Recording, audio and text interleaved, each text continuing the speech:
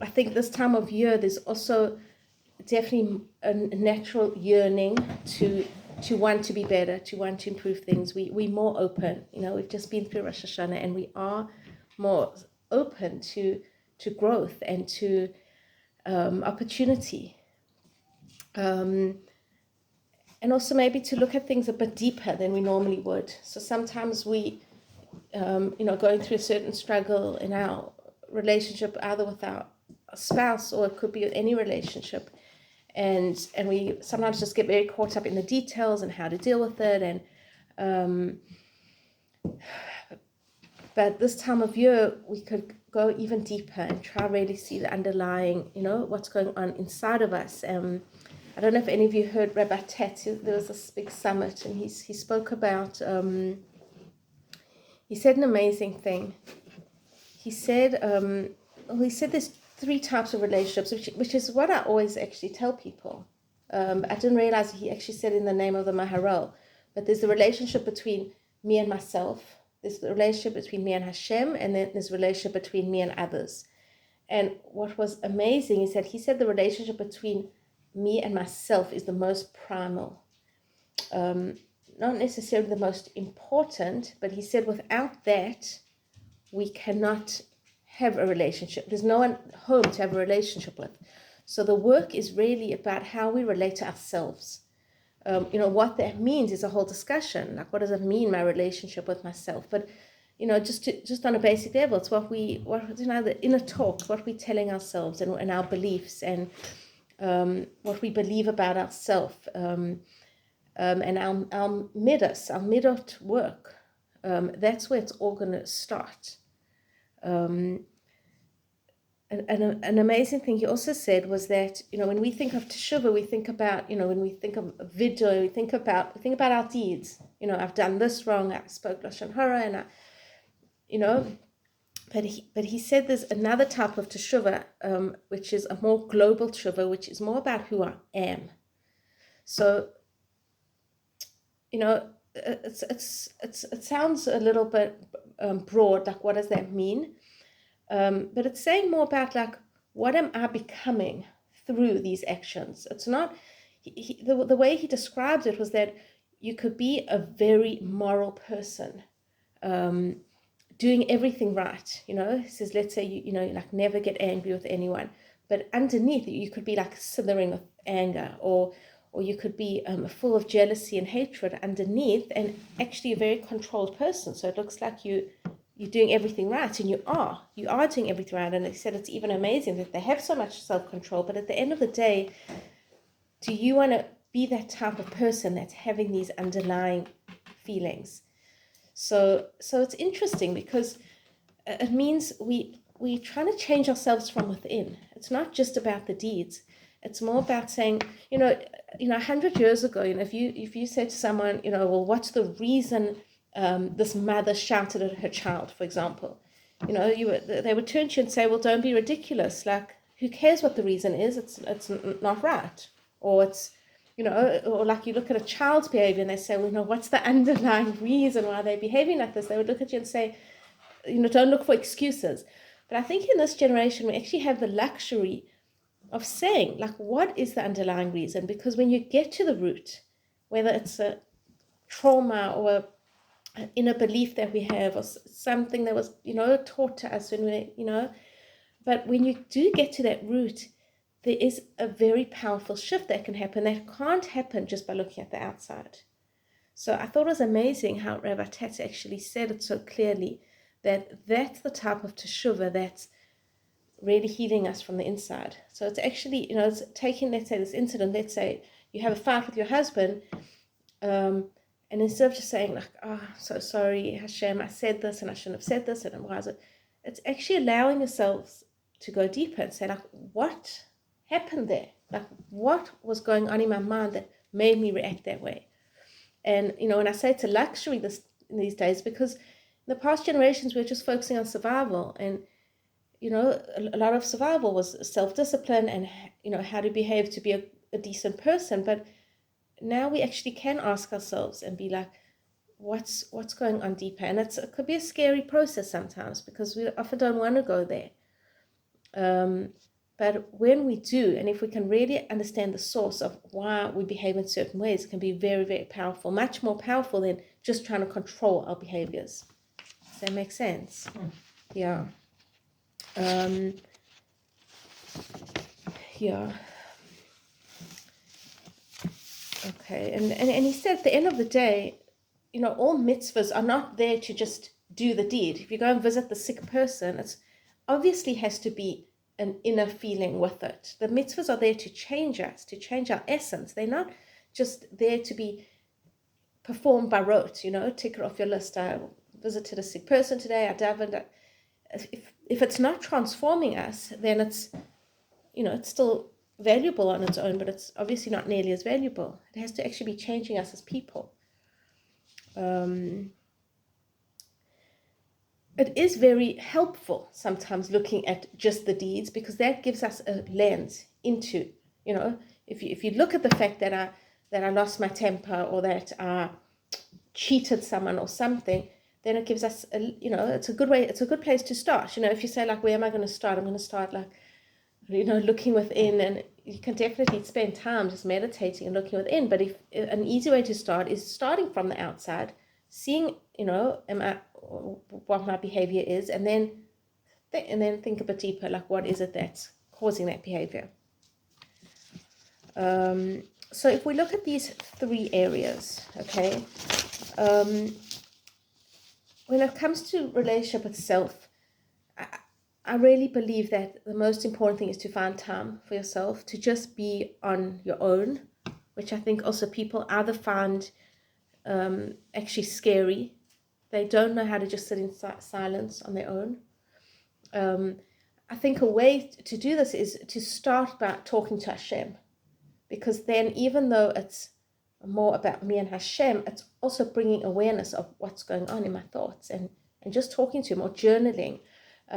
I found like the best way to meditate for me is, if I go for a walk on my own, and just start talking to Hashem, like, just get used to telling him. He's the best therapist. You just talk, and then everything comes out. Or, sometimes if you find it hard to talk, like, just take a pen and paper and just start writing, and then the words will just come out on their own. And those kind of meditations are so basic, but they really just get us to know ourselves more. And that's the beginning. Like, we have to just first see what's actually going on in our minds. Some people are always so outward focused, or focused on the other person, or even on the commandments or the mitzvahs, but they don't actually take the time to just get to know themselves, like, what's going on in my mind. Rebbetzin Gottlieb actually said, she said something amazing also just last week. She said the Yetzer Hara is disguised in 2 very noble voices. The one thing is, we don't make enough time for ourselves. Like, we think, no, I can't waste my time just like sitting on the couch and doing nothing. And the other thing is knocking ourselves. We have this inner self-criticism all the time, because it sounds very righteous. I want to be better. I have this all the time with clients. If I ever, talk about self-compassion, it's a big thing I speak about, because I just see how powerful it is. And I speak about, like, being kind to yourself. And then they're like, no, I need to push myself to be better. If I'm easy on myself, then I'm not going to achieve this and that. What they don't realize is that when we actually compassionate ourselves and say, like, that's okay, I messed up, and let's try again, or it actually allows ourselves to do more, to be more. And it's such a hard voice it's so hard to believe that. Like, it's so hard for people to actually say, no, I'm going to let go of that self-criticism and actually just allow myself loving thoughts, positive thoughts, like you would to a child. Like, why should you treat yourself any less than you would to anyone else? And they say, well, I'm responsible for myself. I want to do good. So you say, let's say it's your child, and you want them also to do well and to go far. But we've learned that it's about being kind and patient and encouraging is what brings out that good. And it's the same thing with us. But we find it so hard to believe that. It's I find it such a block for people to actually believe, like, no, I'm allowed to be, and it's actually good for me to be kind to myself. So that's also very powerful. And when we talk about self-care, people, that's like also a big topic, like taking time for yourself and looking after your own needs, that you have energy for your family. But I really think the main component of self-care is the self-compassion. It's just the voice. It's the way we relate to ourselves. So you can take yourselves for a beauty treatment and have a nap and do all these things that you look like you're looking after yourself, have a healthy meal and go and exercise, and you do all these things. But if the underlying feeling is like, I'm wasting my time, or I shouldn't be doing this for myself, or guilt, or the guilt, or I'm spending too much money, then it loses half the value of all the self-care we're giving. Why am I spending so much time just cutting up a salad just for myself, or whatever it is? We're still getting the physical benefit, but we need the emotional benefit of saying, like, I'm also a person. I need to look after myself. And this is when Rabbi Tat says this is the key relationship, this will then flow to all other relationships. Someone who's well taken care of just by themselves, you also won't need so much from other people. You won't need that validation of being like, am I doing well enough? Am I good enough? It's like you're taken care of, so you feel so full, you're just overflowing with desire to give to others. I think another useful way, another useful tool to help with this, self-guilt and self-shaming is to separate who we are from what we do. So the way that Tanya describes it is that our deeds, he calls it garments of the soul. It's not, people who do terrible acts, or who've been through, they think they've like damaged themselves, or they've just like done something horrible, that they think like, I'm messed up. Like, how can I do Teshuva? This is going to take like years of undoing. They don't realize that the Tanya says that our inner essence, our inner neshama can never be touched, can never be tainted. We're always 100% pure and perfect. And the more we believe that, the more we'll realize that any misdeeds are only touching us on the outer layers. It doesn't actually change. It's not damaging us. It's only he says it's the garments of the soul, and he says garments can be washed. So you wash the garment, you do Teshuva. There's the 3 steps of Teshuva, which it's just admitting, this was wrong, really feeling like, this was wrong, talking about it, saying to Hashem, I really, this is what I did, and deciding I don't ever want to do this again. It's 3 simple steps, and we don't believe that that's going to actually, do the trick. We think it's going to be much more than that, but if it's sincere, Hashem accepts our Teshuva. He wants our Teshuva. We convince ourselves that no, it's going to take a lot more than that. So that's also just a very powerful way to look at it. And then looking at our relationship with Hashem. So I think once we have the relationship with self in place, it's an automatic, who are we? We are part of Hashem. So it's an automatic manifestation is then we want to feel close to Hashem. Like if we have a healthy sense of self and we work on ourselves, we automatically want to include Hashem in that relationship. We want to talk to him. We want to feel close to him. We want to have emunah. We want to do the right thing. We want to follow the commandments because it's an automatic, we programmed. Our neshama is programmed to want to be close to Hashem. We really have a part of Hashem inside of us.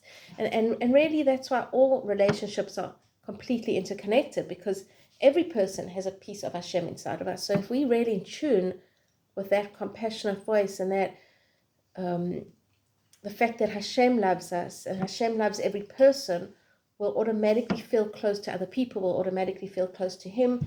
We'll start seeing everything as one. All relationships are really all just part of one. Does that make sense? It's very deep. So if we, struggling to daven, for example, let's say, like it's hard for me to open a siddur, and I feel like my relationship with Hashem isn't where it should be. As soon as you just start talking to him, that's davening. That's the way we're relating to him. And so it's through our own talking. It's a sort of self-talk, but it's talking to Hashem, and it automatically opens up that relationship. I think also when we look at the relationship between us and Hashem, gratitude is a very big, very helpful area to always be focusing on. If we ever feel like a little bit lost, or we feel down, or we feel just uncentered, the place to always go to is feeling, okay, what is Hashem giving me? What do I have? You start just listing them to yourselves. It could be the smallest thing, like I have this cup of tea, and I have a home, and I have this person in my life, and you just start counting your blessings. That automatically, the Tanya also, I'm not quoting the Tanya a lot, I'm not Chabad, but I do love the Tanya. He also says that the way to get close to Hashem, the way to love Hashem, he says the way to love Hashem is by focusing on how much he loves you. He says meditating on the fact that Hashem loves me. And it's strange that, but psychologically, he says that's how it works. And when we feel so loved, and I really believe it, and just meditate on all the things he does for you, and he keeps you alive every day, and he gives you life every day, and then automatically we feel love for Hashem. So it's also just a beautiful way of working on that relationship. Okay, so those are the two areas between us and self, us and Hashem. And now we move to the area between me and the other people in my life. So, I think what first strikes one when they look at their relationship with others is that relationship with others is always going to hold up a mirror to yourself if you're honest with yourself. And you're going to be getting feedback all the time. So it's not always easy, and it's but people are constantly going to be telling you, you're doing this wrong and you're doing that wrong, and or you feel this like disconnect or something's difficult, and it's constant feedback, which is really amazing. If you're in a process of Teshuva, and if you want to be always improving yourself, then it's such a powerful gift that we're always getting this feedback from our world, and you can always be looking at it and saying, well, what is Hashem telling me? And Hashem is talking to us through the people around us. Now, it doesn't mean it's always accurate, and that's where it gets tricky, is that, often the person themselves is not seeing an honest picture because they themselves have their own struggles. So they, just blaming you. But there's always some truth in every criticism or every interaction. Yes, we do have to separate very clearly. Boundaries are all about knowing like what's my area and what's her area or his area, and that is very difficult, and that is a huge part of what relationship is all about, like understanding what's my responsibility and what's your responsibility. But the first step is just realizing that there's always some truth, so we can be humble, and always say, well, if it's about self-growth, well, which part of it is my responsibility here? If there's some sort of conflict or some sort of criticism or some interaction that kind of wakes you up, it's saying, okay, maybe it's not entirely true. Maybe this person should be taking responsibility. Let's say you have a teenager who's shouting at you for, why don't you do this for me and do that for me? And you can say, look, this is his area. This is his responsibility, and I'm ready to step back. But there's always something in it that can be like, well, what is Hashem trying to tell me? And maybe he's actually telling me, well, I need to put up a boundary here. Maybe I've made my child depend on me too much. So that could be the message. And that's what makes it so tricky, is because there's two people involved here. So it's not just me and Hashem and me and myself. It's like, where are the boundaries? When we talk about boundaries, people think boundaries is saying, this will tolerate, this I won't tolerate, or and that's definitely part of it. But I think more importantly, when it comes to boundaries, is saying which part is my responsibility here and which is yours. Is knowing the boundary of where I end and where the other person begins. especially marriage. There, I have a whole class on that. So 2 classes on it. I have an online course on intimacy, marriage, and a whole class is just trying to figure out this, how do we make this differentiation? And, the way we describe it is that when we are a single person, let's say example of marriage, we independent. When 2 people get married, they suddenly become dependent on the other, and that's a natural phase that they're going to go through, is saying, well, I want you to fill my needs, or I want you to fix up all my problems in life. And the healthy differentiation is then learning to separate, and then we call it interdependent, where there's obviously still some dependency. You don't want to be this like independent person who needs no one and wants no one in your life. You always want people in your life, because that's what makes life so rich. And we don't want to think that we're actually independent and don't need anyone. Hashem wants us to depend on each other. That the whole reason He created Chesed and Tzedakah is He created us with lacks. We do have lacks, and we do want to try to fill each other's lacks. But it's knowing that it's another person can't solve all your problems. They can only help you. They can only help you with your own journey. So it is very complex. Yeah. Okay, so what's also very powerful about marriage specifically is the fact that it's the most honest mirror. If you talk about someone holding up a mirror, you can put on a show for everyone, even your kids sometimes. But when it comes to your marriage, there's only so much that you can hide from your spouse. And there is probably still some we can. But at the end of the day, it's the most clear mirror of this is who I am. When people tell me, you're so calm and you're so... I'm like, ask my husband. He'll tell you the truth, That's the person who's really going to know you the best and teach you the most. Would you not say that your children know you better? Your children see very clear truth sometimes. Yeah, that's what I would say. And they speak the truth. Yeah, your husband might not say it that's also true.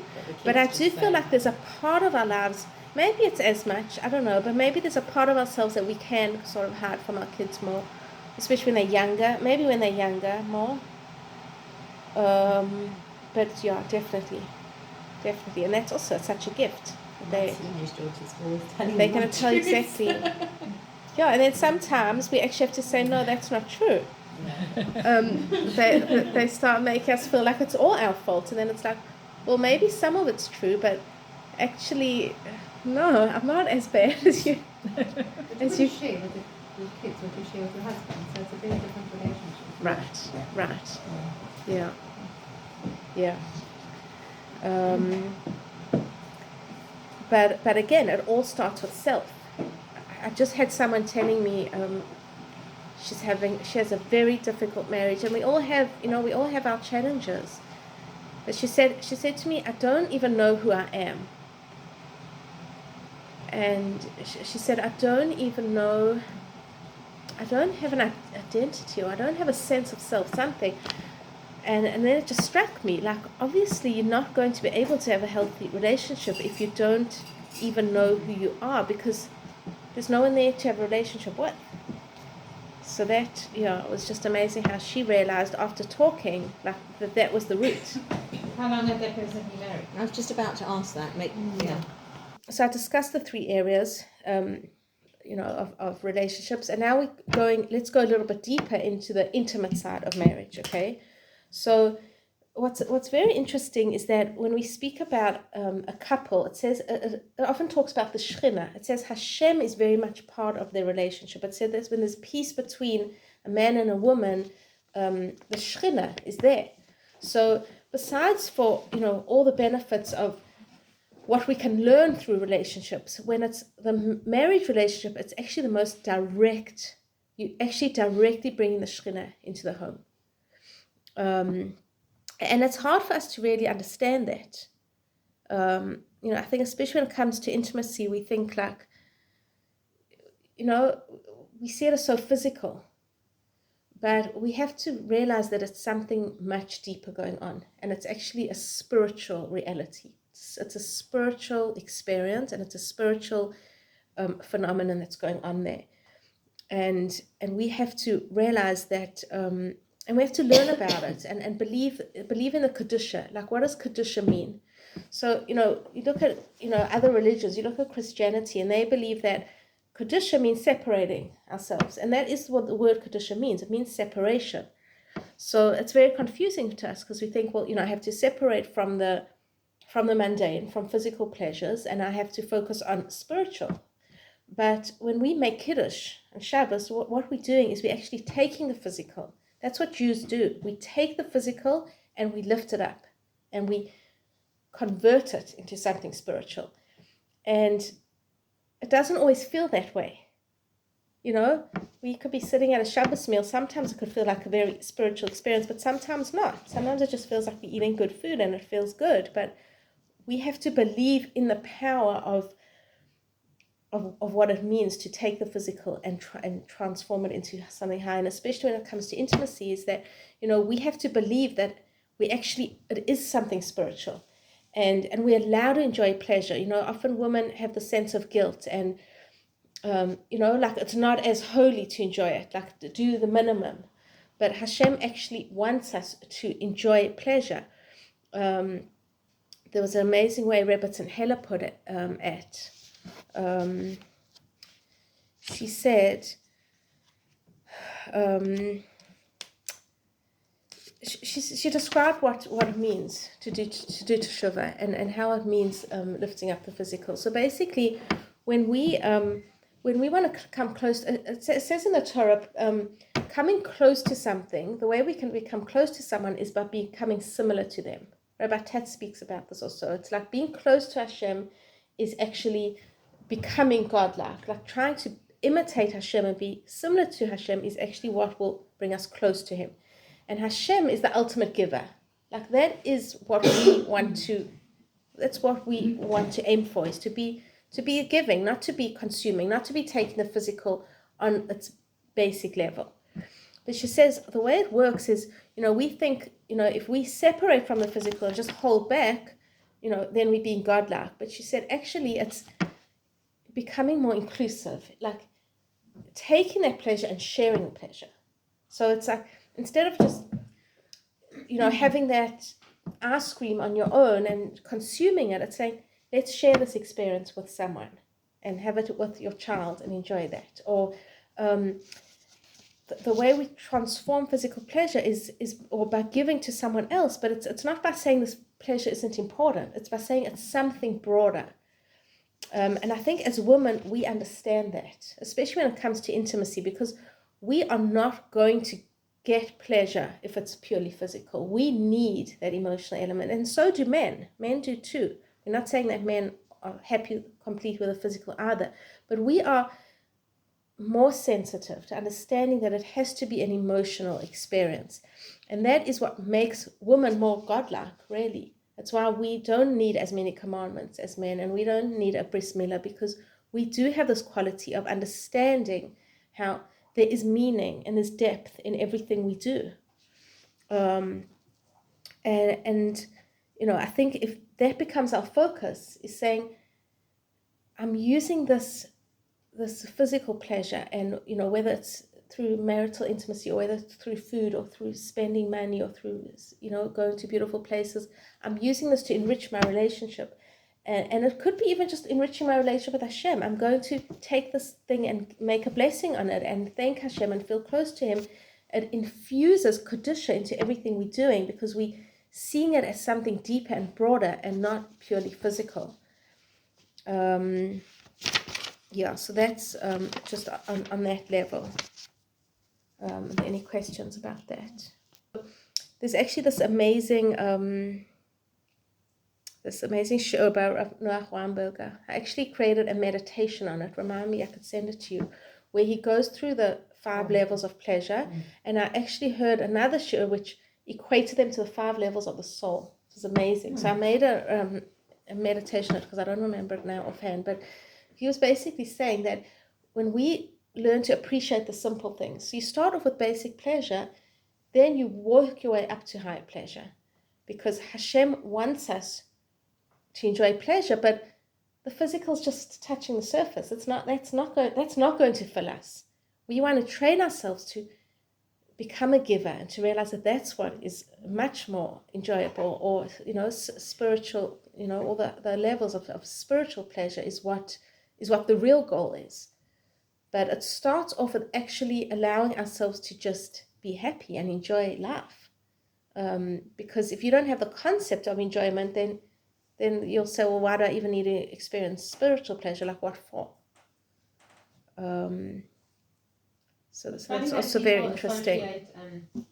I was even, mentioning, as I say in my course, we get these messages all the time. There's something sinful about pleasure, especially sexual pleasure. We think it's like sinful, but it's actually Christian origins. And if you look at, the words that are often used in society, like naughty, this is naughty, let's do naughty, or sinful, or that the passed down from Christian roots believe that, that they act like so liberated and that pleasure is all wonderful and good, but they actually believe that it's bad, that it's evil.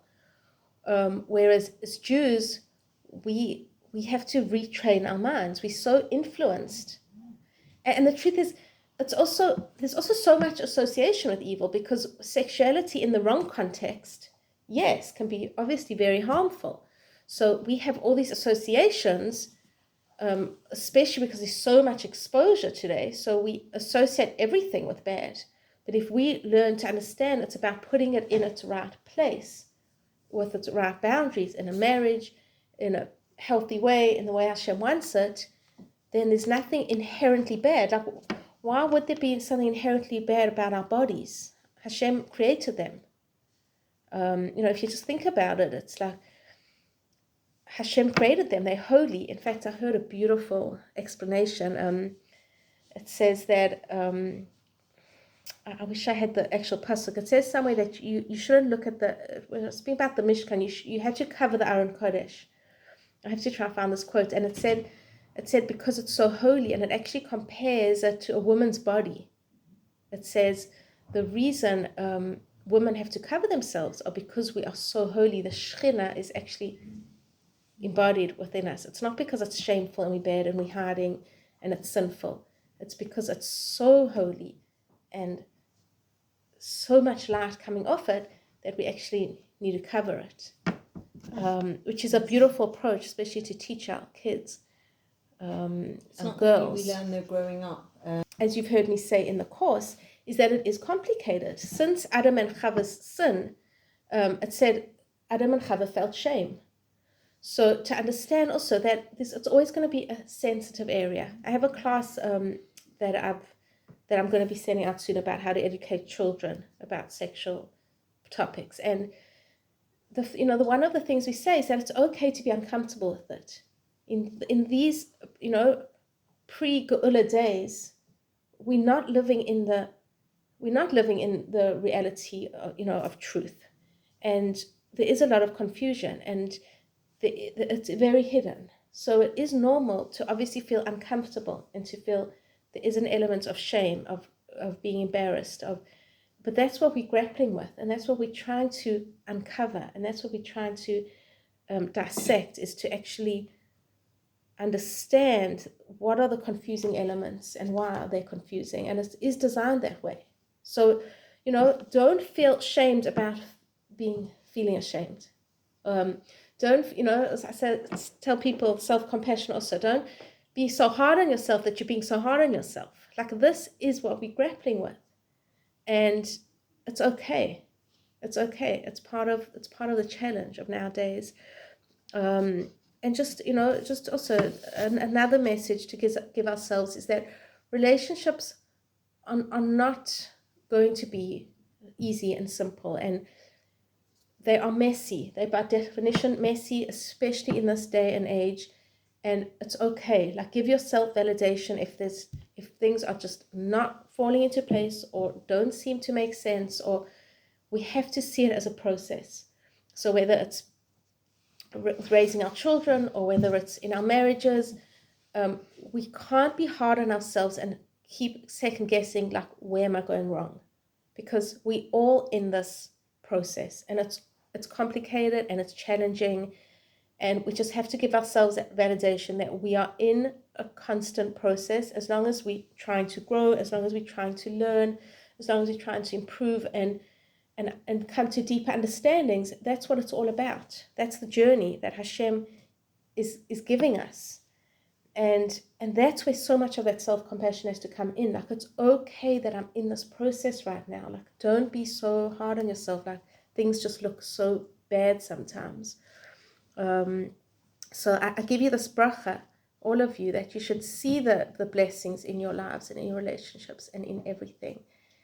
And you should feel the gratitude and see the good, and also be at peace with the process. And that's also part of what we're saying, you know, with raising kids in this instant generation. Like, we also have to be okay with being in the process of saying, Hashem, I trust you. You know what comes at the end. Part of that shiur, I'm going to send you this voice note, you can forward it to everyone, of this, what this rabbi said, is that, you know, he said it's a gezerah, like it's a decree on this generation struggling with kids, but he said all gezerot have a beginning and an end. And we have to believe that it will come right. With enough tefillah, and now is the time for tefillah. So any like difficulties in your relationship, even if they're very deep-rooted, we can believe that there are answers, that there will be improvement. Never perfect. We're not aiming for perfection, and it's never going to be 100%, but we have to believe in the power of change, the power of Teshuva, the power of improvement, and be okay with being in the process, but with that at the same time, holding onto that belief and that optimism that Hashem wants things to be good. Hashem wants us to be happy. And just, to give you that bracha, that you'll see the results. And please God.